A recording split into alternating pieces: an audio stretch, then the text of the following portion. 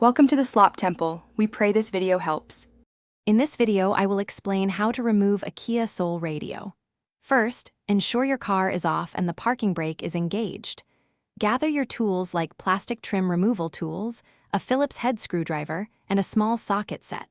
For safety, always disconnect the negative terminal of your car's battery before starting any electrical work. This prevents accidental shorts and protects your vehicle's electronics. With your tools ready, begin by carefully prying off the trim pieces surrounding the radio unit. Use a plastic trim tool to avoid scratching the dashboard. Work slowly and gently to release the clips. Once the trim is loose, you may find a few screws holding the main dash panel in place. Remove these screws, then carefully pull the entire panel away, disconnecting any wiring harnesses attached to it. Now that the dash panel is removed, you should see the radio unit itself.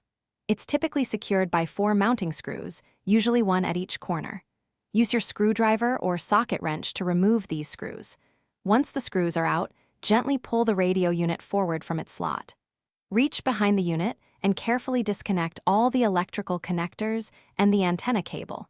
They usually have release tabs you need to press. You've successfully removed your Kia Soul radio.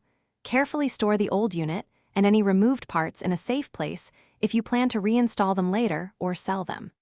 Now is a great time to consider upgrading to a new head unit for enhanced features like navigation or smartphone integration.